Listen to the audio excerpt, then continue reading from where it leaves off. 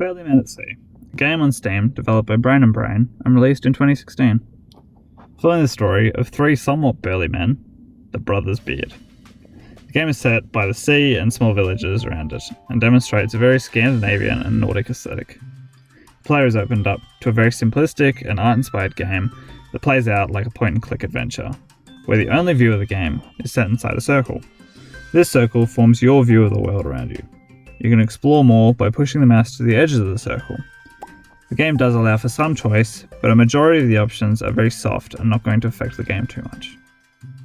The three brothers are referred to as the brave one, the steady one, and the hasty one, and thus are displayed this way by the way that they speak and interact with the things around them. The hasty one wants to jump into things very quickly, the steady one counters this and keeps the brothers grounded, and the brave one is excited to take things on. The whole style of the game is very geometric, and most of the shapes have one colour. The colour palette is very pastel, and it fits the theme and playstyle of the game very well. The Brothers Beard are mostly just trying to find themselves, an adventure on their small boat, as well as the importance of being around each other. The brothers also walk in a sort of leapfrog way, which just demonstrates the importance of each other to the characters. But we can't see too much expression or emotion. This relationship really helps to build connection to the characters is an important part of the story because of the quirky nature of the game. This game can be seen mostly as a kid's storybook, as the small amount of text and the way you transition through the different areas feels very much like turning the pages of a book. All of the sounds in the game are made from voices, meaning that the villagers doing their jobs and animals all have a human-like touch, and further supporting this idea of someone reading the book to a child.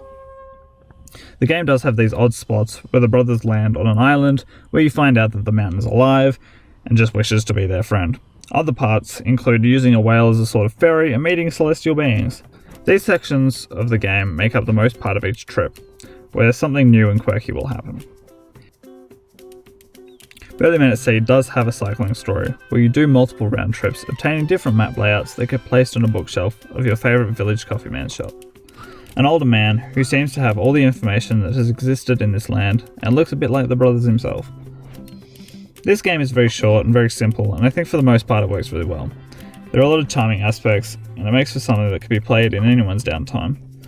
Because the game is only a couple of hours long, but realistically each adventure only takes about 10 to 15 minutes, there's nothing that you really need to learn or do or pay attention to, because the most part you can click your way through the story. I would recommend sitting down for a couple of hours and indulging in something so simplistic and artsy.